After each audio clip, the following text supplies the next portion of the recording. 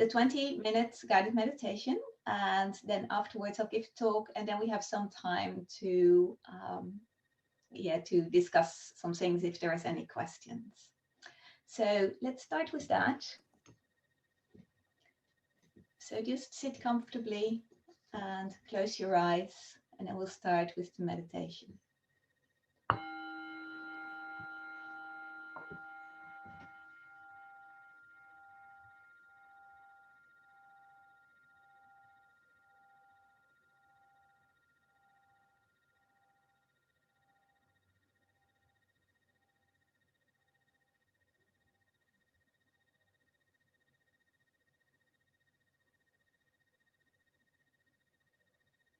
We'll start by just relaxing and scanning your body to make sure that you're relaxed and comfortable everywhere. You can start with your toes and your feet.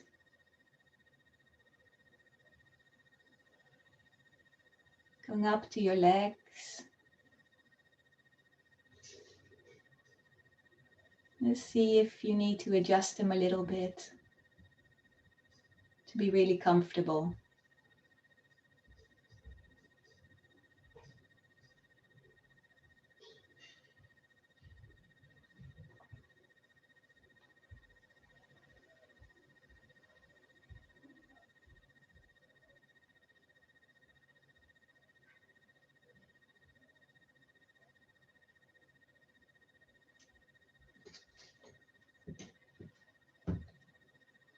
And how are you sitting on your cushion, in your chair, or maybe on the floor?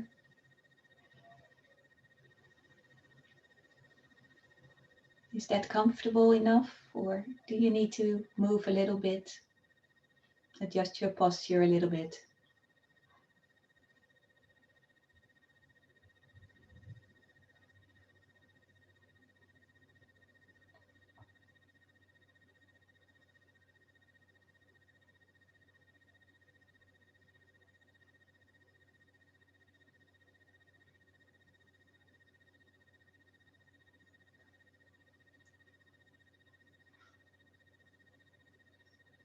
And moving up along your spine, the muscles on either side of your spine.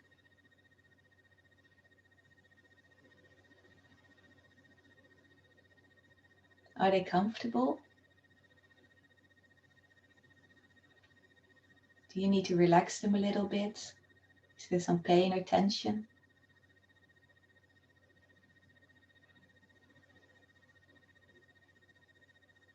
You can pretend you're massaging your back a little bit with mindfulness.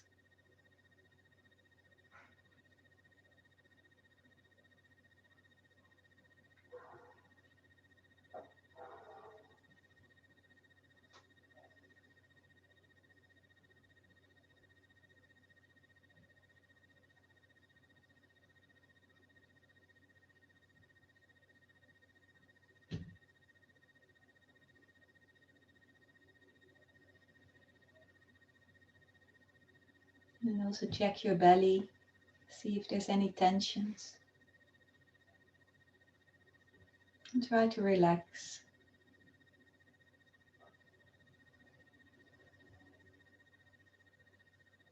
And also your chest, if there's any tensions there. Allow it to flow out.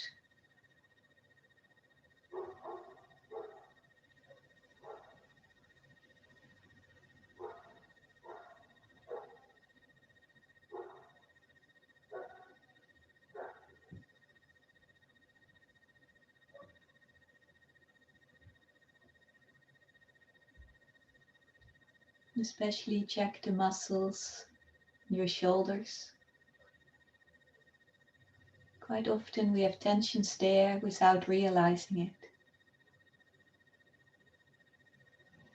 Just pull your shoulders backwards a little bit and then let it go again.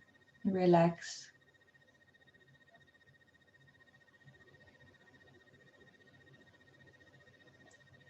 And also stretch your neck and your spine.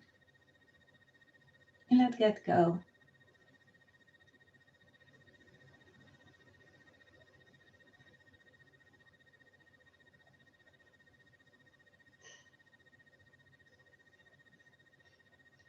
Check your arms and your hands. Maybe you need to adjust them a little bit to not have too much tension on the shoulders.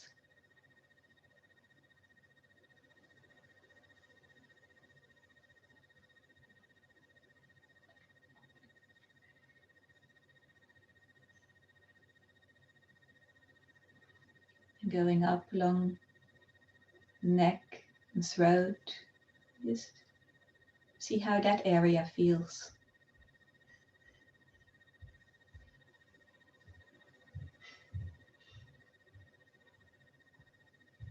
And over the top of the head, the back of the head, into the face. We have many muscles in our face, and there's also many tensions there. And quite often we're not even aware of them. So scan your face, like starting with your forehead. Just bringing your attention there is sometimes enough to just relax them.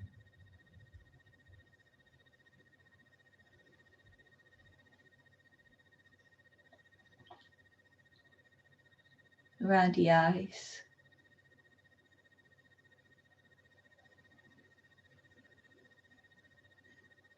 The temples.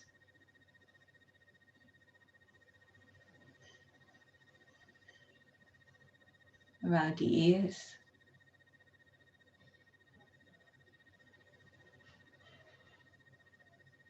Around the nose.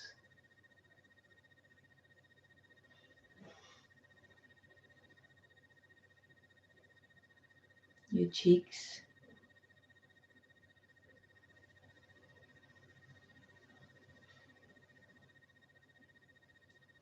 Around the mouth and chin. Relax all the muscles in your face.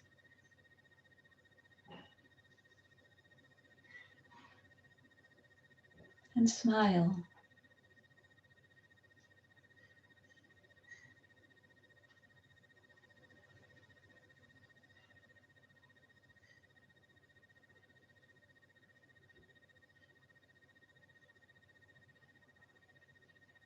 And take a few moments to just really enjoy having a relaxed body. It's an important prerequisite for the meditation.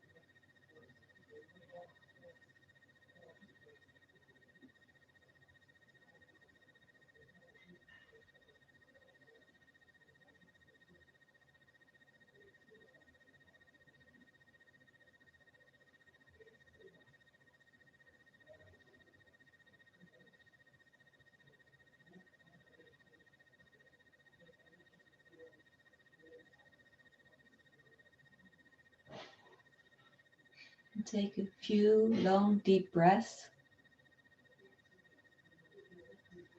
And at every out breath, just relax a little bit more.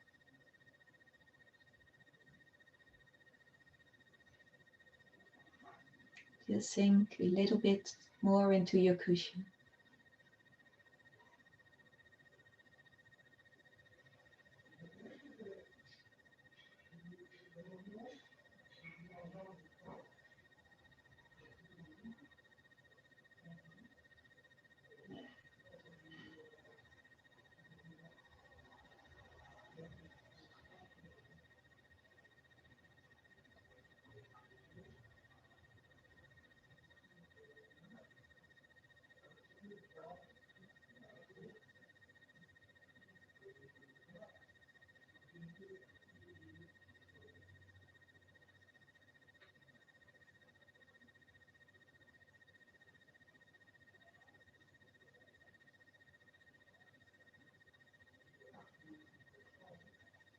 Now just imagine that you are sitting outside on a warm summer's day under a beautiful tree.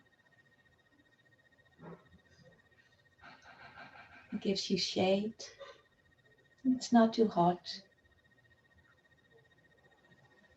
You're feeling very comfortable and relaxed and tranquil.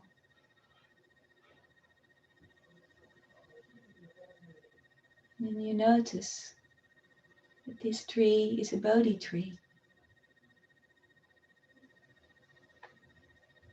And you are the Buddha. You've just reached enlightenment. How would that feel like?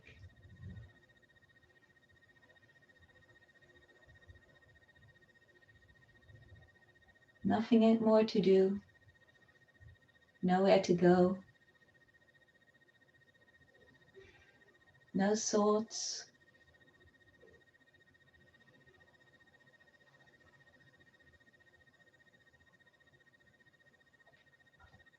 feeling completely content and satisfied.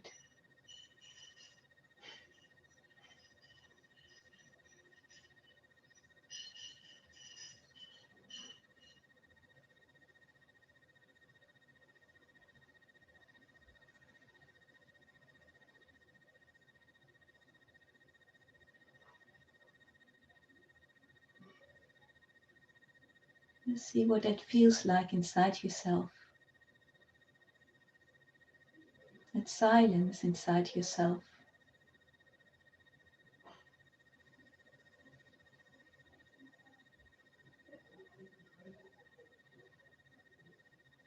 That peace, that tranquility.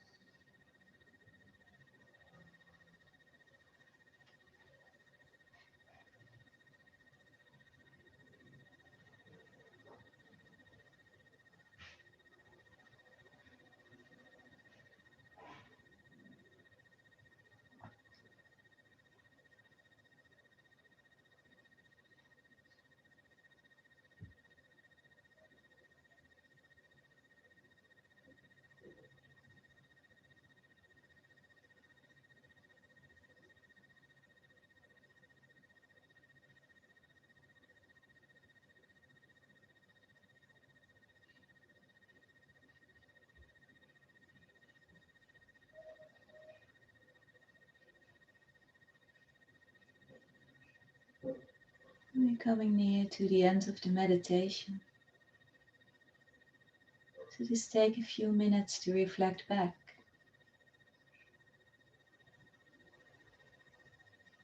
How did it go?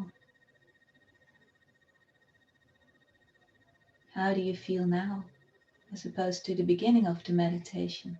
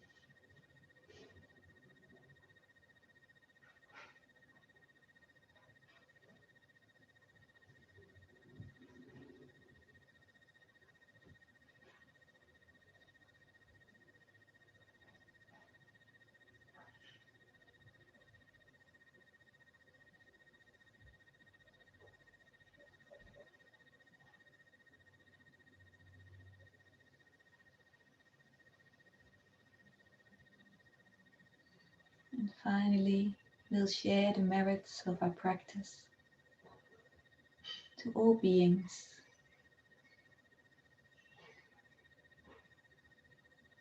May all beings be happy and peaceful, above, below, and all around us, in all directions.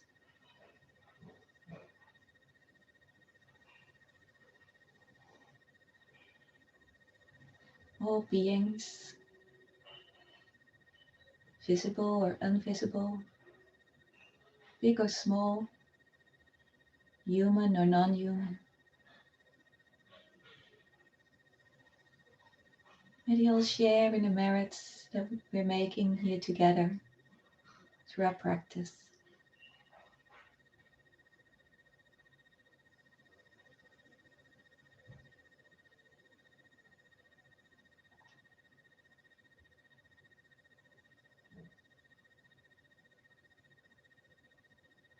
And don't forget this being in the middle. You say to yourself, may I be happy. May I be happy. May I be happy and at ease.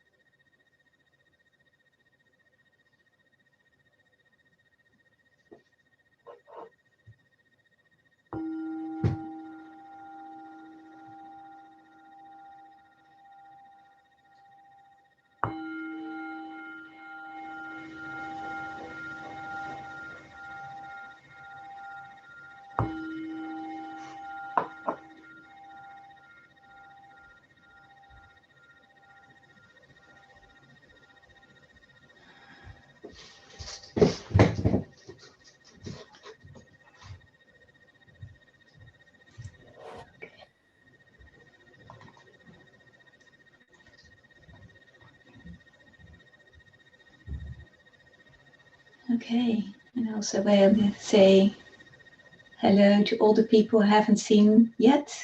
So also the Essa family, Maya and Lee, hello again. Cindy and Serena, very welcome.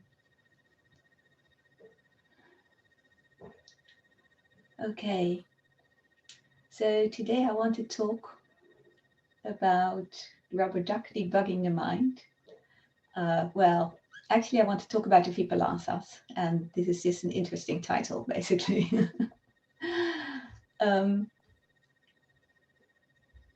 As you all know, that I have been working for Sutta Central as also for another website called Buddhist Vipallasa as I'm a developer. And Rubber Duck Debugging is a term from web development, or not just web development, all development in all computer programming. And to prove to you that I'm not making something up, I will share my screen.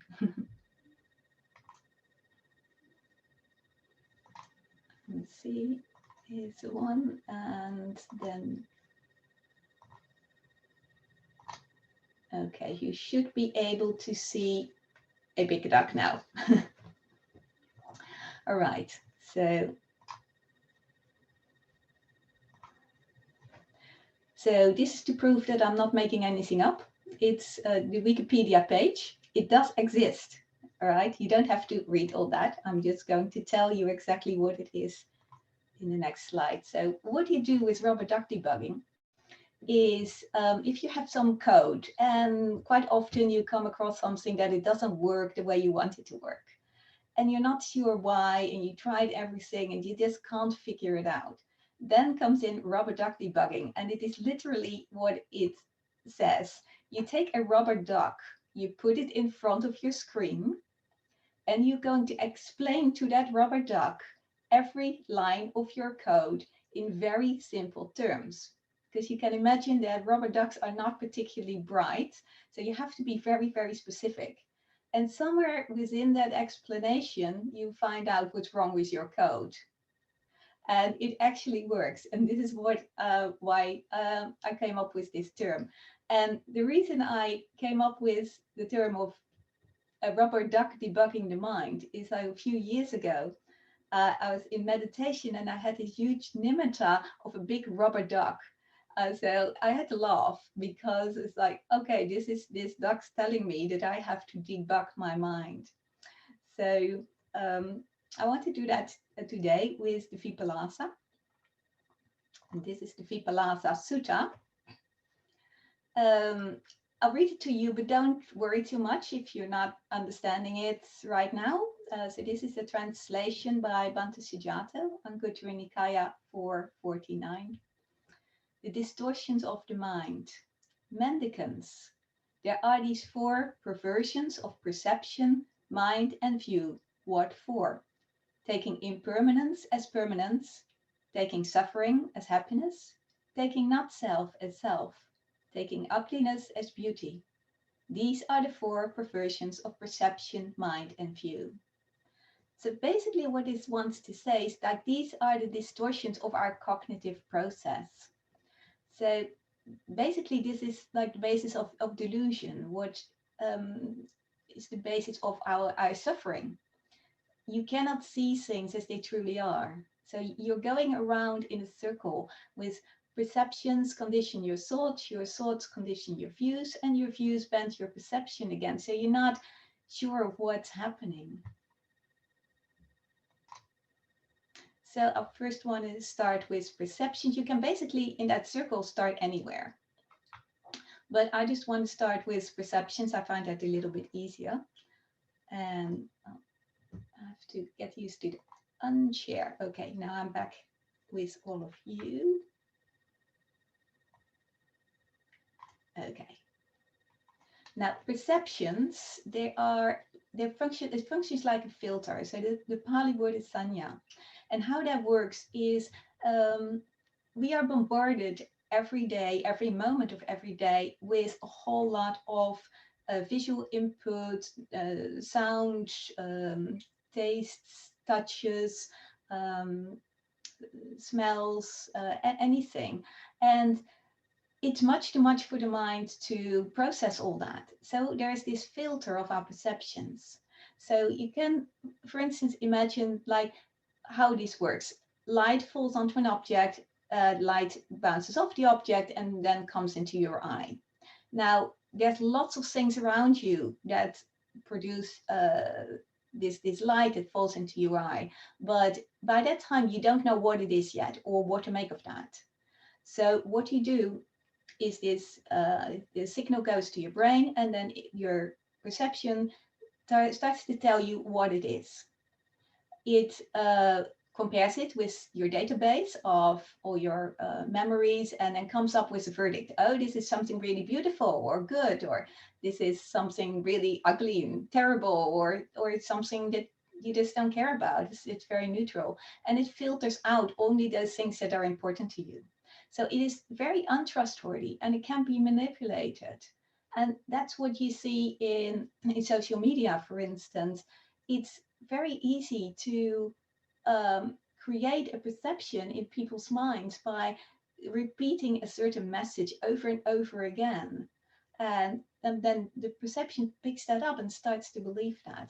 So we are trained in our lives how to perceive. We are trained from the moment we get born, we are trained how to perceive. A good example, for instance, is also a very extreme example, is fascism. I always wondered, like I live here in Belgium, so our next door country is Germany. And I always wondered, like, well, how could this happen in Germany with the Second World War, with the fascism in the 1930s and 1940s? And could that also happen here? Could it happen somewhere else? And I went to a exhibition about this topic in Germany, and it was very well done. And it showed how very slowly this fascist regime was able to change the perceptions of people, to make them see like the Jewish people as not human, as and it was actually quite scary in that it took actually not that long time. And there's also a good documentary somewhere. I think there's a movie also called The Wave. And that's about an experiment that was done in California in a school because the children did not believe that this could ever happen in America. So the school teacher set out to show them that. And it got fairly out of hand. I think the movie is a bit like over dramatized, but they had to stop the experiment because it became very quickly, it became very, very scary.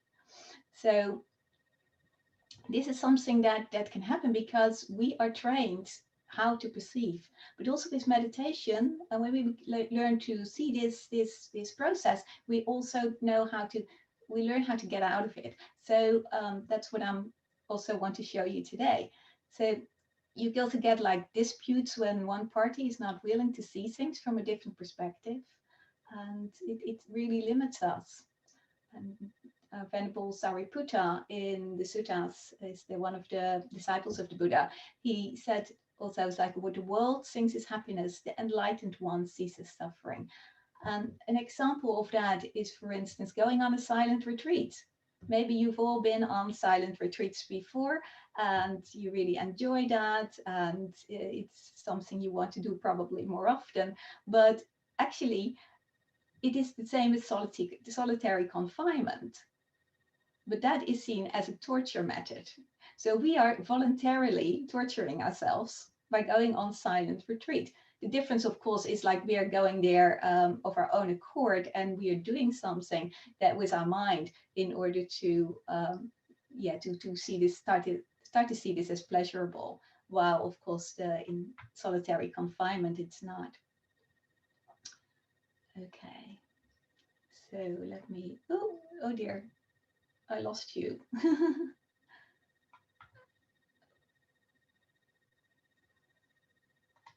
I have to find back again because I want to share my screen again. Oh.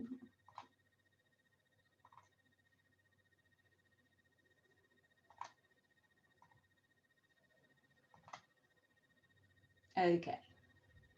So just to put our lives in perspective, this is where you live. And then there's people like Elon Musk who want to go to Mars. That's that other tiny little speck next to that. So that puts it a little bit in perspective of what, how important we are, or how unimportant we are really in the universe. Okay, so perceptions, conditioned thoughts. What causes what you think? Why do you have the thoughts that you have, and where did they come from? You're telling yourself a story. It's like this record player. It goes around over and over and over again. Like some of you are probably old enough to remember these old record players like I had. So there are you have these vinyl discs that have grooves in them, and you put them on this record player where they turn around, and you had to put this thing on it. It's this the thing that's the needle, and it's very fine needle. When you put it in these grooves, and it goes round and round, and it produces sound. But when there's a scratch on that, because these were very sensitive, if there's a scratch on that, it goes around and round in the same groove all the time, and it never stops. So let me stop sharing this. Okay. So what is that story you're telling yourself? If your thoughts are going around and round and round in circles, what's going on? So you can ask yourself, what's that story you tell yourself? And then at some point you see it, it's like, oh, this is the story I tell myself. And you can like acknowledge it, that it's there, and it's like, hello, I can see you now. And then you can also start to see that you really treasure that story. You really want that. Yeah, you don't want to let go of it. This is my truth. This is what it is. And you're starting to cling to it, and you're really caught up in it. And if you start to recognize this pattern, then at some point you come to a point where you say, oh, it's only a story I tell myself. There are other possibilities. This is only a story. And then you can smile to that story, like, I've seen you now. Like, you're just the story. And then you can drop it. You can let go of it. And then you can be free of it. And when you're free of it, you notice all these thoughts, they're not there anymore. And then you come back into the present moment. As thoughts are like the building blocks for the house of our views. Go back there.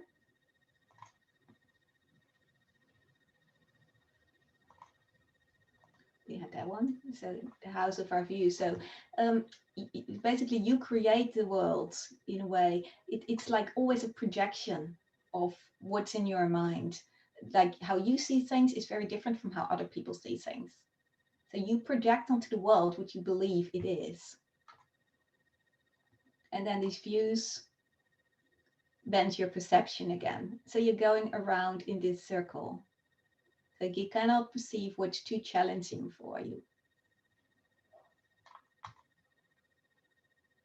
So yeah, denial is about not wanting to see that truth. You keep on denying like all the kinds of evidence that to the contrary that comes up. You deny it or you twist it in some way because you can't see that. And one big example of that, of course, is climate change. Because yeah, let me just unshare the screen. I can see you again. Okay. We knew about climate change in the 1990s or even earlier. And still there were lots of people who kept on denying it. It's like not true, it's not true. Even if the first signs became really apparent, there was a lot of denial. And that caused a lot of doubt in a lot of people. So if we had acted earlier, maybe it wouldn't have come that way as far as it has now. But yeah, this is one prime example where you can see that denial is really blocking us. So I think it's time for a joke. So the Earth meets another planet. And the other planet says to the Earth, oh, you're not looking too good. What's up? And Earth says, yeah, I'm not too well. I've got Homo sapiens. And the other planet says like, oh yeah, that really sucks, but don't worry about it. It passes. So it's just a way of looking at things a little bit of a different way. Of course, it's good news for the planet, maybe bad news for us, but oh well. This whole cognitive process that can block our insight for a very long time, and we cannot see what we don't want to see. We have to learn to see and accept everything that makes up this mind-body structure that we are, this whole process that we are. So let's go over a few examples. Somebody abuses you. They shout at you, say nasty things about you. what do you react as? How do you process that? Well, most people get angry back, or you get scared, or some kind of negativity in there. And you start to have this idea of this person is a really bad person. And you start to think about this, like this, you get this perception of this person as a really bad person. And it's like, oh, I don't want to be around that person. That's a really bad person. And you start thinking about it. It's like, how could they have done that? This is really not on. They shouldn't have done this. And before you know it, you get caught up in that circle again. Or you may have the view, it's like what a lot of people have, is the whole world's against me, or I'm no good. It's like this negativity towards yourself. And then you will basically just create what you think it should be. It's like, for instance, you believe you should have a promotion that's coming up, or as monastic, your ordination. And but you believe like, oh no, they're against me, and I'm no good, and so somebody asks you a question, it's like as to your suitability for the promotion, and immediately you have this reaction, oh yeah right, I'm no good. See, that's why they ask the question. This is and just because of your attitude towards that person's like, oh well, we don't want that one on. So and then indeed you don't get the promotion. It's because of your own fear, your own negativity towards yourself. You start creating that kind of thing. And also because of your thinking. So another one, if your body is sick, or you have like something, oh my God, I sneezed, maybe I've got COVID. You start to think about that. You start to worry about it. Or it's like, oh, I've got this. Oh, maybe it's cancer. And you start to really think about like all these things that can possibly happen and whatever. So all this thinking about these things, that you're creating more negativity within yourself, and you keep on going around in this circle. Another example is desire. Suppose there's another person that you really like, that you really fallen in love with, and everything you see about that person is just beautiful and wonderful, and you don't want to see any negative sides. This is absolutely wonderful person. This is the person I want to spend the whole life with. But what if like that person starts talking to another person, or shows more interest in another person, and you get jealous, or you see, so you reason out negative traits. It's like, oh yeah, they're just having a bad day or whatever. So you're not looking at the real picture. You are just creating all this kind of yeah, and you might get very insecure as well in that process. It's like, oh, will they like me or won't they like me? Actually, being in love is not as fun at all, because you have all these negative and difficult emotions in you, and it's very unsettling quite often. So if I go back to that one, so this is a little bit of like, well, when you're faced with abuse and anger, negativity, violence sometimes comes up, faced with jealousy, when you're having desire or insecurity or hurt, and when you're having pain in your body, you might get worried or afraid. And all these things, they're basically unskillful perceptions, thoughts, and views, and they lead to more suffering. Well, all we really wanted was happiness. So here our duck says, like, this is not working. This is where our bug is. All we wanted in our little program is to have more happiness, and yet we're creating more suffering. So it's not really working at all. So your thoughts go round and round, because it takes a lot of effort to keep unskillful views going, and to keep yourself from seeing the truth. Right. So what can we do about this? We can deliberately try to change our perception to create a bit more of a balanced view. So first of all, use wisdom to counteract your perception. And remember, first of all, that it's just a story you're telling yourself. So you can look for, if it's a negative person, or you have a negative view about a person, look for all that person's good qualities. Yeah, they shouted at you, but they might have also brought a cup of coffee for somebody else in the office, or they might have said something nice to you at another occasion, Why do we always remember all the bad things, the things that have really hurt us? And also look for the suffering in that person itself. If somebody abuses you, first of all, they have to have a lot of anger inside of themselves. And that's very much suffering. It's not fun to have all this negativity inside yourself. So, and why is that? Well, if it's a lot of abuse, like for instance, child abuse, then you have to look at, like, where does that come from? Why is that person so hurt that they can do such awful things? It's not about justifying a person's behavior. It is not about not doing something against these things.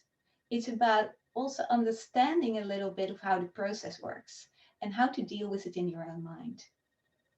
So, like, you're not condoning actions, but you see beyond the actions to the person. So you can start to develop a little bit of love and kindness for that person as well, even though it might be difficult. So how about your body when it has a problem? Well, just care for it. Don't try to cure it. Sure, you can go to the doctor and see what they can advise, but the main thing is with your mind to care for it and to accept that your body is just a body. You have no control over it, and you need to, just have love and kindness towards it and not go, I don't want this pain, go away. Because that's often what we do. But just to say, like, okay, I see you. I see you need my my care right now. How about desire? Like, well, do the opposite. Look for the things that are not so nice about the person or the thing. Like, remember that, like, if you are in love with a person, see the person for who they really are, not for all the beautiful things, but also see it's like, oh yeah, they're human. They're just a human being like me. They're not greater than anyone else or worse than anyone else. They're just the same person. They have like negative sides as well. They have good sides. They've got negative sides. That's fine, and that's just who they are. So see these things as your teacher to change your perception.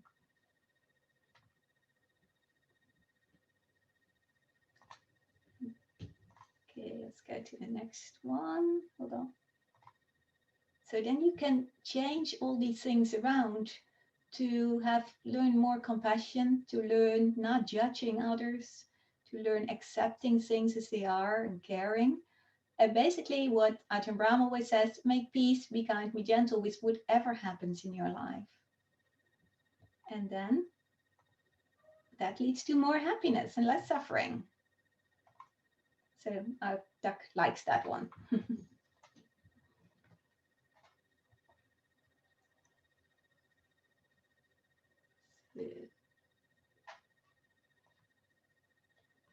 So how can we correct our views a little bit further? Because this is still a superficial level. It's to try and really deliberately look at other side of the story. But with wisdom and patience, we can learn to understand that this is just a cognitive process and that it's a cycle that's very hard to penetrate. And yeah, you're in denial, you don't want to see what is actually there. And so we can only change our views little by little with a lot of patience in the long run. So look at everything that you do. Is it really you who did that? Or is it maybe the conditioning from your teachers, from your parents? Where does it come from? Like, I'm sitting here now, I'm talking to you. A lot of that is conditioning from Ajahn Brahm or from other teachers I've had. So little by little, you learn to see the world from the viewpoint of anicca, dukkha, anatta. So I don't know if those terms are familiar to everybody, but anicca basically means impermanence, like everything is changeable. Dukkha means suffering, and like there's suffering in the world. And anatta means not self. And the last one is always a bit complicated to let me go back to our screen share. The last one is always a little bit more difficult to describe or to really see, because when you really see non-self, you're a stream enter. But basically you can understand that we are just a natural process and we have no control over that. We belong to nature. So the mind and the body both are just a conditioned process. And that's where non-self comes in. And if you start attaching to things, that's where you start getting into trouble and you're getting more suffering. So this is where we also come back to our sutta. It's like taking impermanence, so this anicca. It's impermanence as permanence, like taking suffering as happiness and not self as self. And the last one is actually added to those three. It's like taking ugliness as beauty. And I personally find that more that it falls under suffering as happiness because it's basically the same thing.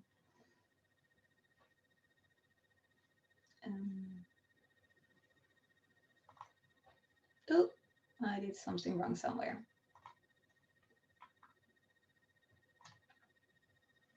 Okay.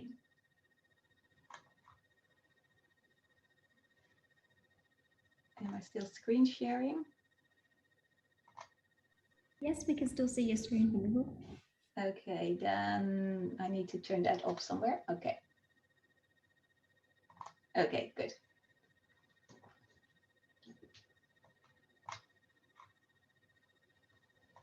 Sorry, I got a little bit wrong. Okay. Now, how about your meditation? How do you approach your meditation? What is your attitude towards your meditation? Like, do you sit on your cushion and you want to get results right now, or feel a bit like, oh, I've been doing this for years and I still don't have any results. So I've got nothing to show for.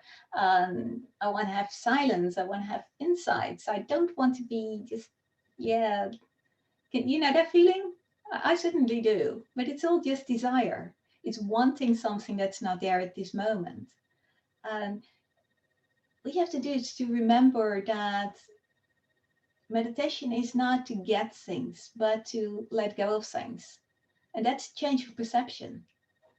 It's a very subtle change of perception, but it's a change of perception. You're not wanting to get insights or silence or anything. You're just happy with whatever is here right now. And for that, you need to be patient and just look at what has disappeared. Like if you look back over the years and you've been meditating, what has disappeared? For me, for instance, a large part of fear has disappeared. And then you see that, it's like, oh, hold on, this is actually working. It's not working in the way I wanted it to work. It's not working in the way because other people have told me about all these wonderful states that I'm supposed to get in. But it's taking away a lot of the negative and unskillful qualities. So if you look at it that way, you actually get much further in your meditation. So when things disappear, so does your wanting things to change. Then you're just happy to be in the present moment and where you are. So you stop telling yourself that story of like, I can't meditate, I'm no good. It's like, and that's definitely what I've been telling myself for some time. It's like, yeah, this is also just a story. If I let go of that, I can be in the present moment. So little by little, you learn to change your perceptions. You learn to care, to accept, to make peace. You learn to perceive with more wisdom. And so in meditation, the more you are silent, the less thoughts you have. And you can just learn to be. Yeah, that's basically what you learn, just to be in this present moment. And if you silently listen to your body and mind, they will teach you. Every emotion has a corresponding feeling in your body. And if you focus on that and you can stay with that, that's how you can learn to deal with emotional problems. And you'll be amazed at how much that actually changes.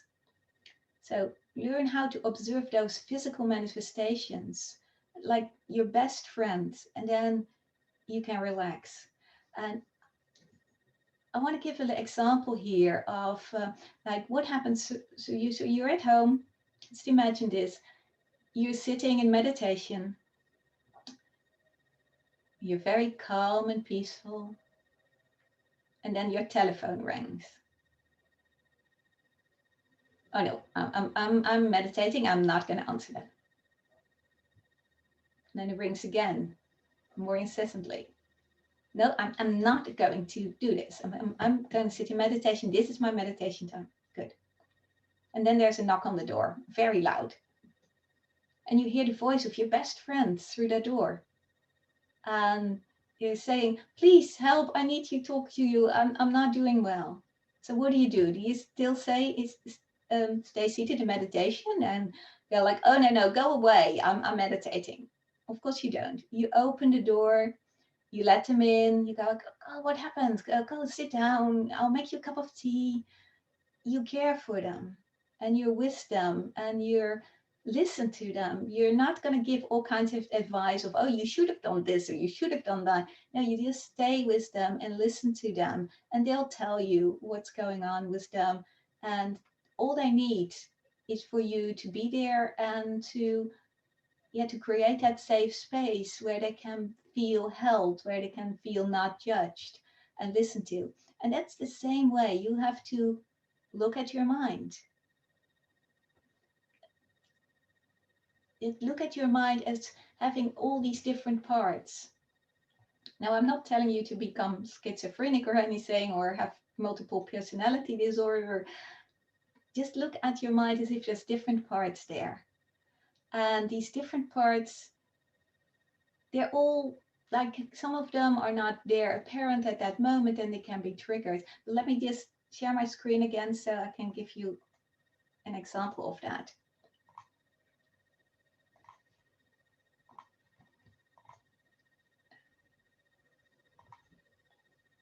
Okay, here we have enough example of that. So this doesn't say much to you probably. Well, this is actually something that Thich Nhat Hanh teaches. This is a model for the mind. So the top bit here, that's where your conscious mind, and this is the bottom bit is the subconscious mind with all the potential emotions that there might be. And at some point, one of them might get triggered. Let's say anger. Okay, our duck doesn't like this one. So, and that can completely overwhelm you. It can completely overwhelm your whole mind, and you can't see anything else. All you're thinking about, is this anger. And the same is for hurt, for sadness, or anything that can be there. So, what can you do? This is like it just gets triggered. Now, at some point, it will, of course, go away by itself. Nobody stays angry for the rest of their lives. But what happens is when it goes back by itself, it becomes a little bit bigger, that seed of anger inside of you. And next time when it gets triggered, it might be longer. It might be more intense because you don't know what you're doing here. So how do we counteract that? Is by, with Adrian Brown's term, kindfulness. So that basically means mindfulness and loving kindness together. And so there's like all these seeds inside of you, and there's all these parts of you, and there's one part of you that's angry. Then take up this other part of you that has this kindfulness and keep it company, like you are your own best friend.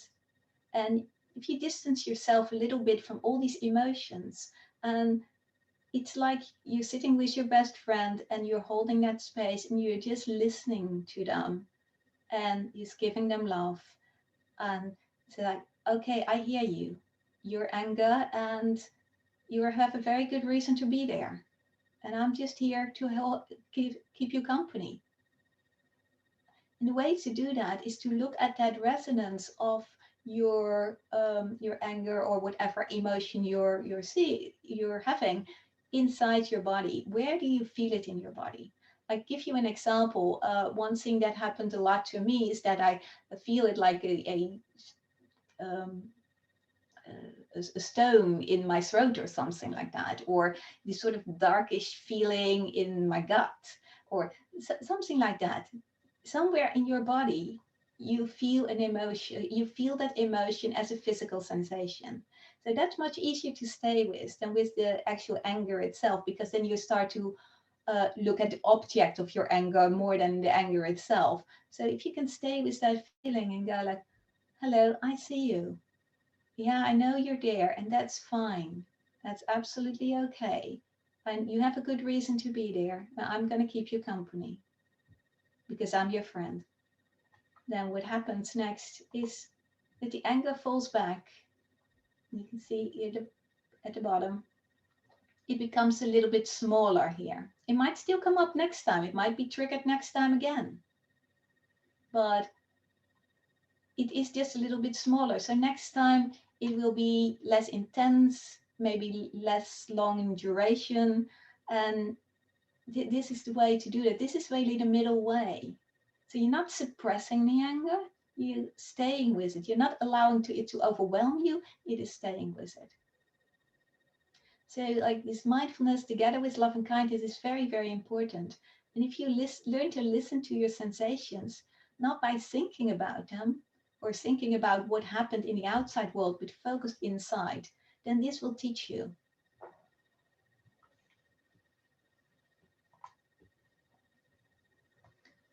And for that, you also need a little degree of silence. And that's a really wonderful place. You can find that silence everywhere, even if you're in a city and there's like lots of noise around you. For instance, I'm talking to you now, you're listening to me, I think. And maybe there's all kinds of noise outside your window, but you haven't heard it. You haven't really paid attention to it. But now I'm mentioning it to you, your mind starts to go out again to that noise and you hear it again. So another example is, for instance, you hear me speaking in a very strange way. But because I build in these silences between my words, you get very concentrated on the silences, like, what's the next thing? And then you're very concentrated on that. And you just notice the silence between my words. So at that moment, you did not disturb the noise in the streets by not paying attention to it. So that way you can slowly learn what silence is, and it's far more pleasurable, and you teach your mind that it's important. Let's have a look where we are.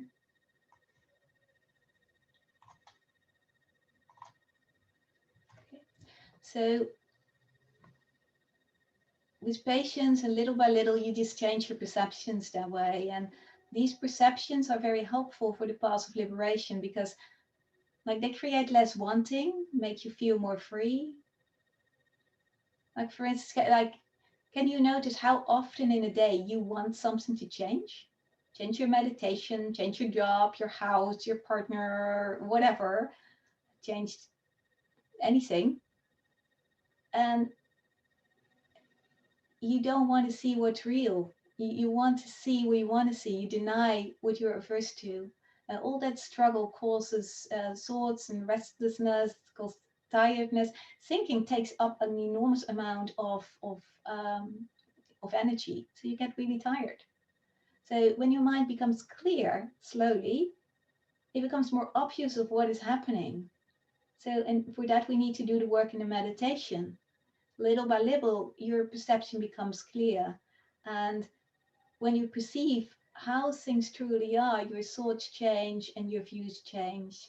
And when your views are pure, they also keep your perceptions accurate because it's a circle in that way around as well. It's also works in a positive way. So little by little, the way you see the world, when you think about the world, it all becomes more clear and you have more love and kindness, more selflessness. You're not judging others so much. You open your heart to the present moment, and like all the happiness and well-being increases. Basically, your job is not to cure the world. The world is the way it is, and you're not in control of that. You're not in control of other people. You're not even in control really of your own body or your own mind. It's like if you try to control your mind, you know, like that's what you're trying to do in meditation. You want to meditate on the breath and you do 3 breaths and then your mind goes off somewhere else again. You're not in control, but you can care for them. And if you learn that difference in perception, then everything improves. And that's the way to freedom, basically. And let me share my screen again. And then you become very happy in a world of maybe not so happy people. Okay. Oh. I gotta get you back again. All right. So this is where I'm going to stop talking. And if there's anybody who has any questions, we can discuss that.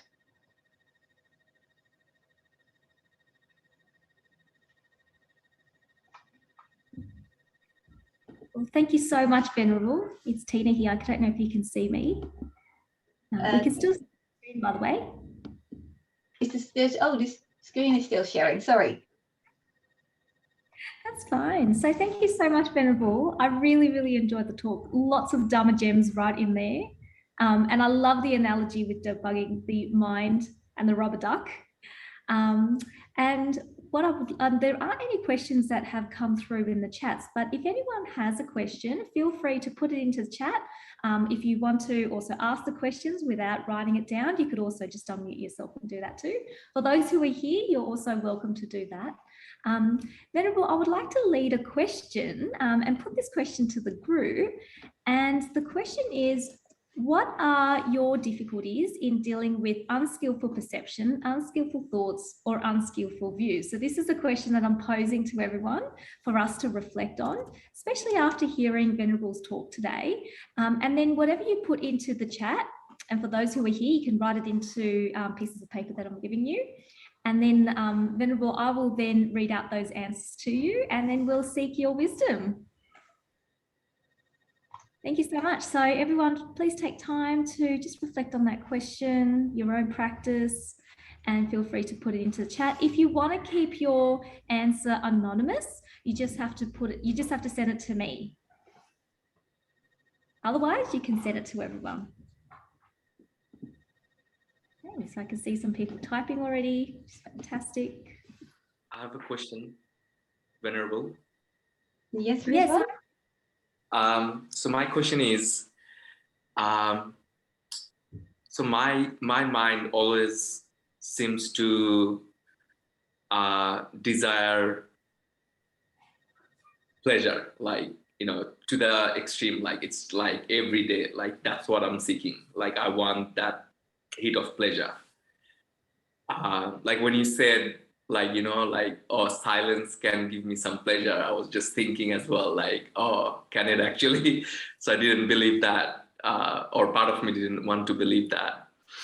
But I also, like, you know, I understand the, you know, the perception here as well, that, you know, this seeking of constantly seeking pleasure, there is underneath, like there is pain, and, you know, like also, like after I get the pleasure, then there is a crash as well afterwards, and I'm aware of the whole cycle, but my mind still seems to just, you know, go there again and again, and I can't seem to debug it.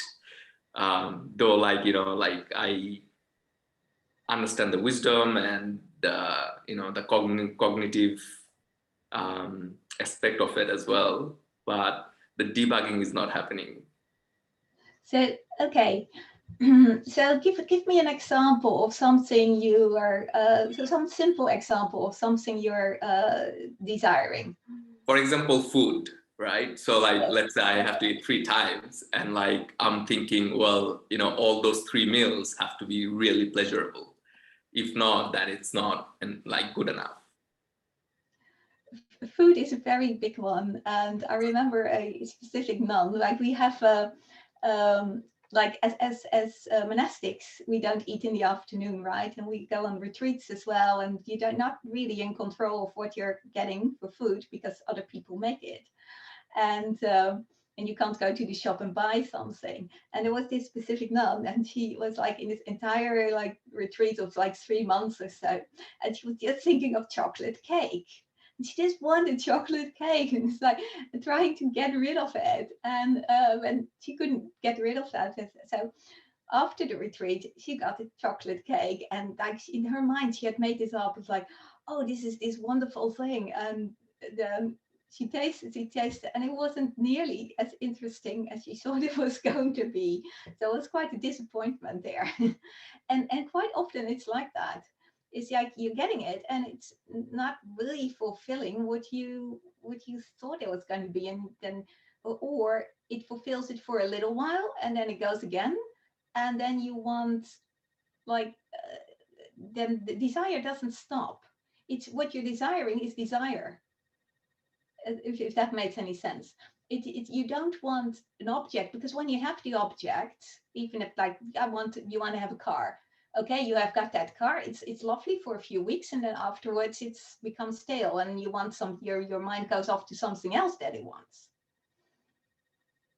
And that is with everything all the time. You constantly want it's an addiction to wanting rather than the object itself. So yeah, you can look at the objects and go like, well, yeah, there's this probably not that interesting, but yeah,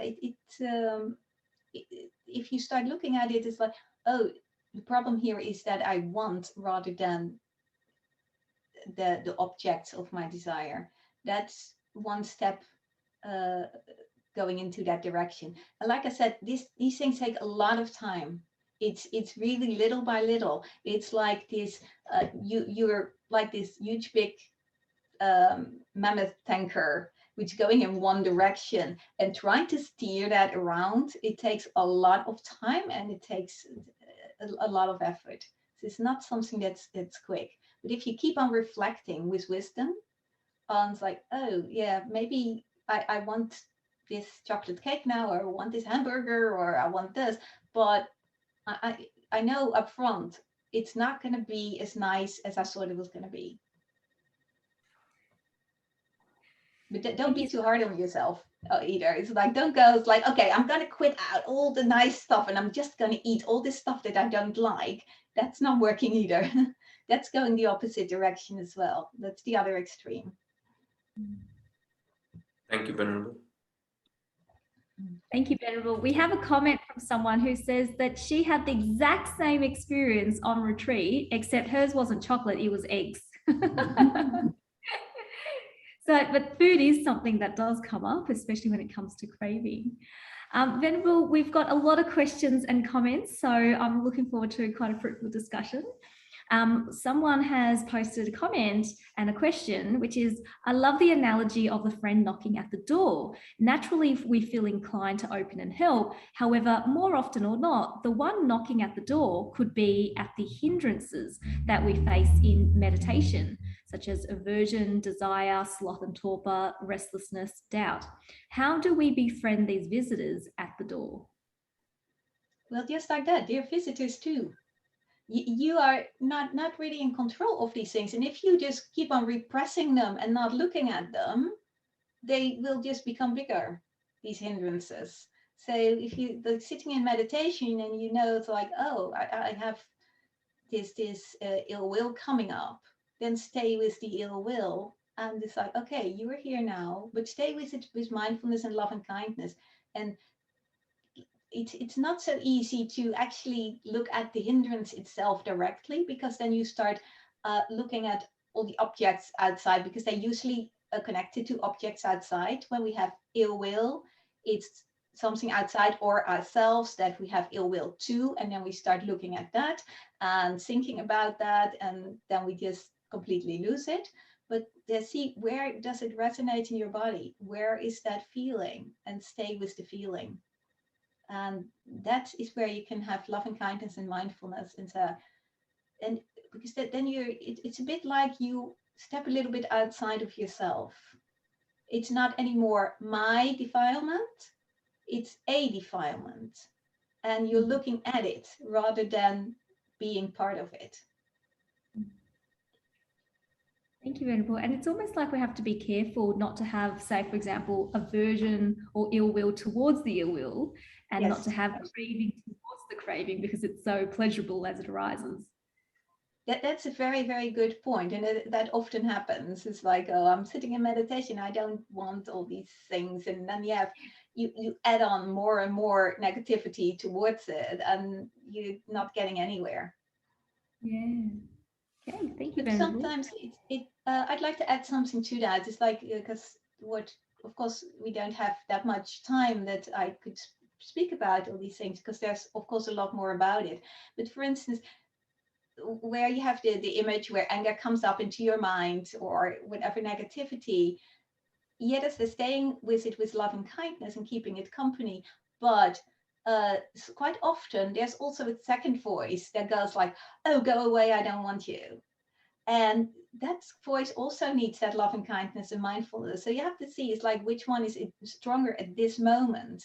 And let's take care of that friend first. So there's like more friends in the picture than just one. We can befriend many friends. Absolutely, yeah.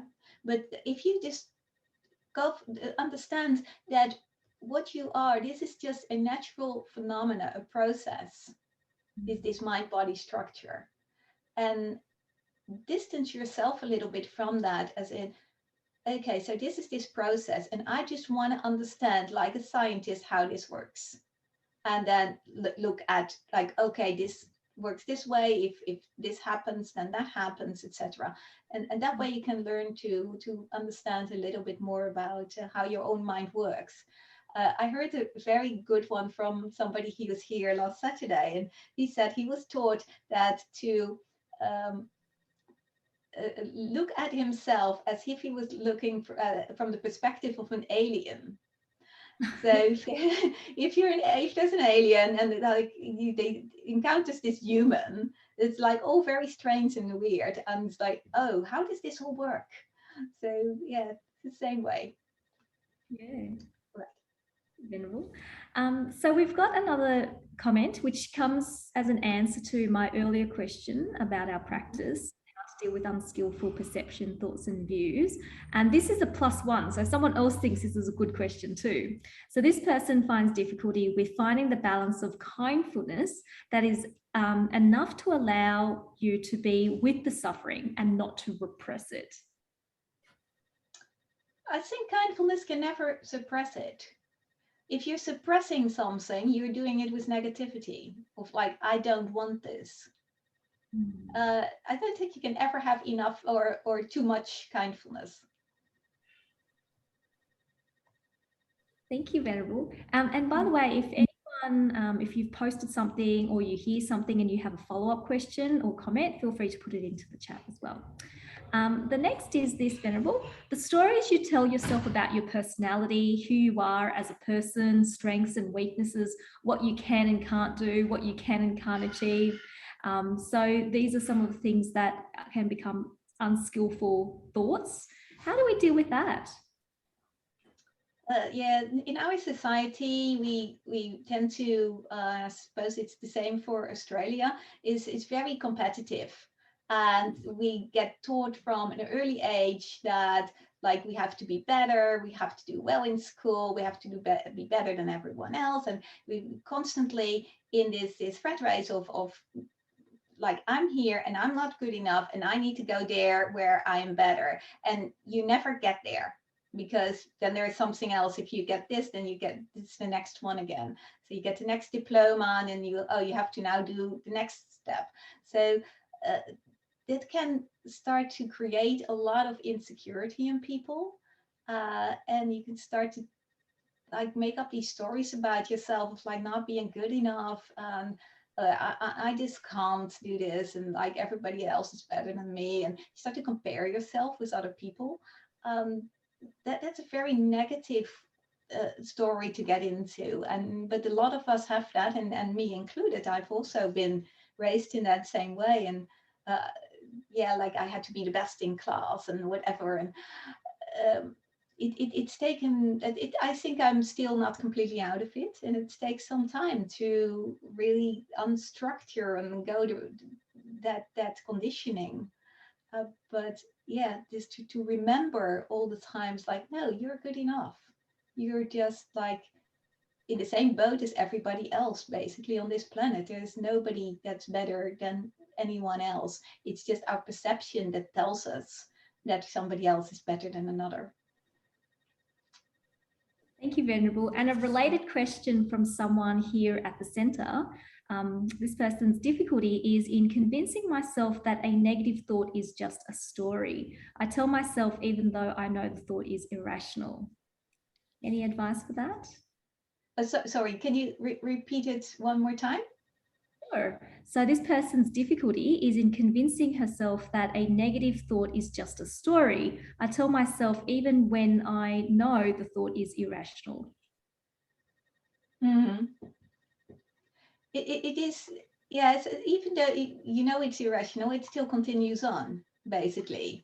And even though you're telling yourselves like, oh, this is just a story, it's not like it's the magic wand where it's immediately gone. But it's, yeah, it's the same. It's one thing that I found very helpful, and it's this thing I'll show you, it's just this song about that. I'll share it later on, or I'll send it to you. And that's one of my teachers is from Thich Nhat Hanh tradition. And in that tradition, they also make songs about what they're experiencing. And that's basically it, how it goes. It's like, it starts to go with what's the story I tell myself. And then it goes through all these steps of at some point how to drop that. And I find it incredibly helpful because not only because it does what Buddha also did, it's repetitive what he did, and it's chanted. And because of that, it keeps in your mind very easily. And so every time there is this story going on, then this song comes back to you. And then you see also the ridiculousness of having such a story in your mind. And that's actually very much of a help.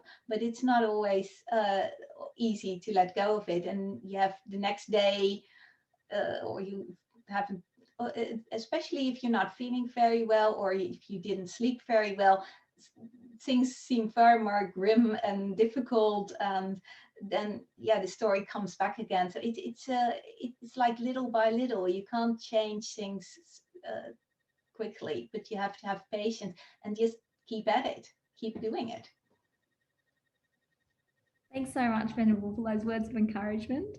The next comes from someone who struggles with overthinking and anxiety. Even though I am much more aware of this, but still have difficulty stopping once it starts, mentally and sometimes physically exhausting. Any advice? Yeah, anxiety is a difficult one because it tends to overwhelm you, and then you start to have lots of thoughts as well. And then you become tired from having so many thoughts. And then you even get more anxiety. So first, like care for yourself, care for your body. If necessary, just remove yourself and go to a place where you feel safe, where you can feel that you can relax a little bit. Maybe listen to a good Dhamma talk, or just you have to find out what is good for you to relax you and to get you out of that mind state. And yeah, have a good night's sleep, take a warm bath to relax yourself, anything that relaxes you. And once your mind is more relaxed and has a bit more of good night's sleep, it tends to also have less anxiety and overthinking. But yeah, you can get into a very negative cycle of like anxiety coming up, thinking about it, getting tired and getting more anxiety. And so you have to try and get out of that by just first relaxing. Thanks, Venerable. And to this person, you are welcome to come to Metta Center. Join our community and our good friends here every Wednesday, and also on our WhatsApp group as well. We have this very safe space for people to share in. Venerable, we have a question from someone here. How to put debugging into action once seeing the bugging problem? Well, seeing the problem is half of the solution. Because if you can't see it, then there's nothing you can do, obviously. And once you see the problem, then you can also say, with wisdom, stay with that and go like, all right, so I've got this problem. And then try and think like outside the box a little bit, not like, oh, this the object of whatever problem there might be, but think outside the box, like think with wisdom, and stay with the feelings as well, and think with wisdom, like, okay, this is the story I'm telling myself. Is there another story possible? First of all, is there another way of thinking? Quite often we don't want to see that because we have a vested interest in our story. This is how we view the world, and now we want to keep on viewing the world. We're clinging to that. And that's the tricky bit. We're attached to it in a way because we are sort of afraid to let go of our story. Because what will happen if I don't have this? What does that actually mean? What am I in that? The sense of I is very important in that as well. So yeah, again, little by little, try and sit down, look at it with wisdom, and also look at where you feel these emotions in your body and stay with that with love and kindness. That's sort of distracting yourself from the story and you just being with whatever is happening for you at that moment. Thank you, Venerable. And one last question to finish off our session. This person's message and question for you. Hi, Venerable. Thank you very much for your talk. I have a question which I hope you will not find offensive and may be quite personal. Hope you may understand I am coming from genuine curiosity. You spoke a little bit about anatta, non-self today, and I have noticed that you have put they, them in your name description. I am assuming that rather than identifying with a certain pronoun or gender, that you are practicing anatta. I deeply apologize if I have assumed incorrectly and you are doing it for more so for social reasons. May I hear more about your journey with this? Okay, thank you for that question. I'm not sure if I can, I hope it's okay if we go over time a little bit. I put they, them behind my name as a non-binary person. And one of the main reasons I started doing that is to create a safe space for the LGBTIQA+ community, to also show that there are, because quite often LGBTIQA+ people don't feel quite at home in the normal, even though they are welcome, of course, like if you're not LGBTIQA+, you still say it's like, of course, everybody's welcome. It just doesn't always feel that way if they're not recognized as such. So that's why I put this there's one reason why I put that behind my name.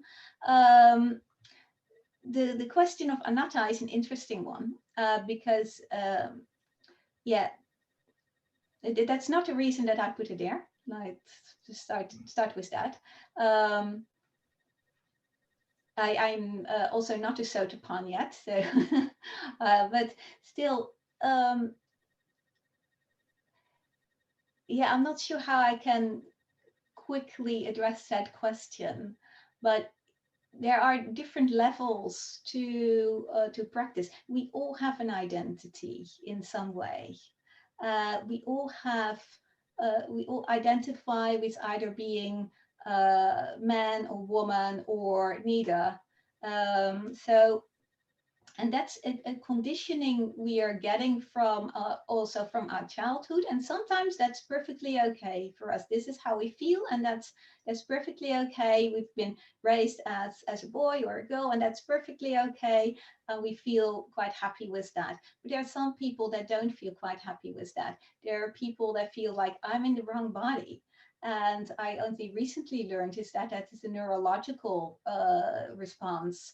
So it's also a physical thing in a way that you get born with. And yeah, these people just like might have been born in a female body, but they feel like, oh, I'm not a woman, I'm a man. So how do you work with that? And that's, of course, yeah, quite often these people are then being told that, oh, everything's anatta, so you like there's no self, so stop identifying. And quite often that's, well, people don't actually realize that they are identifying themselves as well. They're just identifying with what they've been told that they are supposed to be at the when they started their lives. And so I don't think we can really, I'm trying to make this very short, but there's actually a very good book that you probably know about that Bhante Akkalika wrote, called Welcoming the Rainbow. And you can also find it on the Bodily website. And it goes into more detail about this question of anatta in that. So I would encourage you to look at that book about that. And yeah, then I'll leave it at that for now. But basically, no, I am not a Sotapan. So I still have this sense of self. And the sense of self is actually knowing what it is, that it doesn't act, that it's just a sense of self, that it's not some permanent entity inside of you that goes from one life to another. That in itself doesn't change the feeling, but it's his first step. And eventually you will get there to also have this lived experience of that. But like with everything, you can reason things out with your intellect, really completely understand it, but it takes a little while to really feel the experience as well. So it's the same with meditation and same with all these things that I'm saying now. It starts with the intellect. It starts with trying to understand things on an intellectual level and then to start to practice it. And then you can start to begin to see that in your own life, slowly, little by little. I think I'll leave it at that for now. Thank you so much, Venerable, for your patience in answering all our questions and giving us such deep teachings today, but also very practical as well for ourselves in our lives. So thank you again so much, Venerable, joining us all the way from Belgium. And now I'll pass over back to Elise. Thank you, Venerable. Lots of debugging tonight, and in the rubber duck way, by the way, so that's awesome. And lots of valuable tips and insights to implement into our lives. Before we close off, we'd like to invite you to give the dedication merits, if that's okay. Yeah, I think before we really I just want to have a couple of minutes of silence before we go off. So let's start with that. It's just sit comfortably, just close your eyes.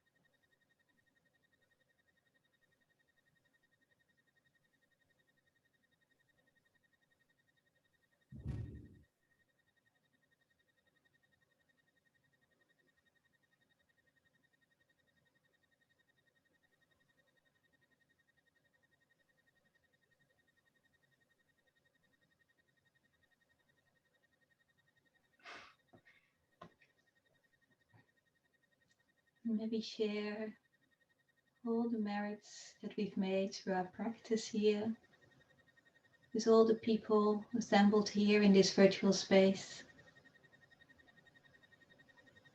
with all our family members and friends.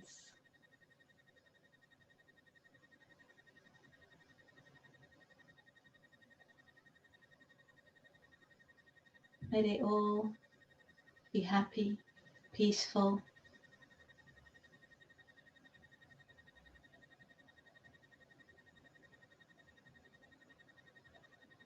May they all share in the Dhamma. Sadhu, sadhu, sadhu.